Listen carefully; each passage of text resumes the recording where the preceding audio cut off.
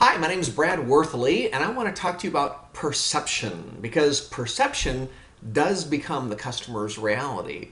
An interesting thing about perception is it's so different for all of us because all of our expectations are so unique. Many of you will view this video and have a different perception than others. I could take you all on a shopping trip to Nordstrom, and number one is you'll love and adore me for that, but also you're going to come away with different perceptions about your expectations as far as level of service.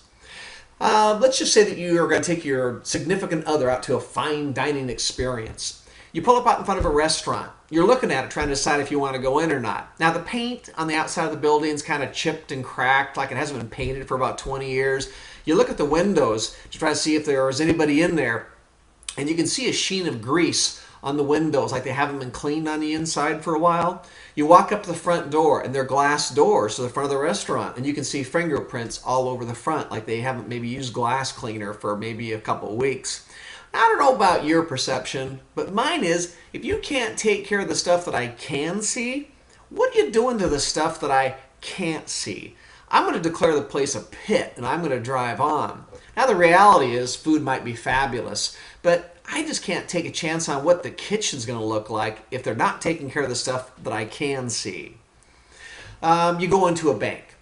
You walk into a bank and you want to cash a check. There's 4 teller windows. There are 3 tellers working diligently to bring the line down. There is 1 empty teller window. Now, you've got a lineup of 15 customers waiting for assistance.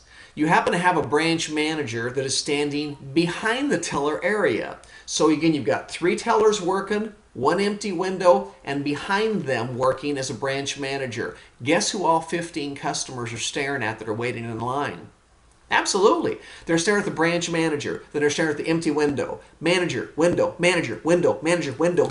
No, fired up because they're saying, listen, if you're qualified to be behind those tellers, you got to be qualified to be one of them. Now get your rear end up in this window and bring that line down. And they'll get all fired up and they'll get emotionally charged. They'll get angry.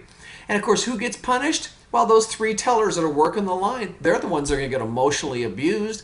The customers are all being mean. And of course, the tellers are looking at each other going, why is everybody so grumpy today? Well, look behind you. It's the manager. It's the perception that that person, the manager, doesn't care about the customers. And that's not good news for us. Perception. I left a perception one time. I was doing a keynote speech down in San Antonio, Texas. And there's about 1,000 people in the room. It was a very large room. I was speaking for an association. And I noticed there was no clock in the room. And our keynotes are supposed to be 60 minutes. That is it. You can't go 61 or 62 because you're going to rob somebody else of their time, and that's not good news in our business. So I was trying to be very respectful of time. So I got about 45 minutes into it, and again realized there was no clock in the room. So I decided I would just check my clock. So I went like this, and then I got back in, kept speaking, didn't hardly even stop. And I got down to within about 2 or 3 minutes, and I decided I better take one more look. So I stopped and I took one last glance at it, and I got off stage. Now I was in the back of the room afterwards, and I was autographing books that I had brought, and everything was going great, but I had a gentleman walk up to me, and he handed me the book, and I was signing it. And he said, boy, you must get really tired of doing this. And I looked at him and I went, no. I says, I love what I do. Why would you think that? He says, oh, because you kept looking at your watch on stage like you wanted to get off stage.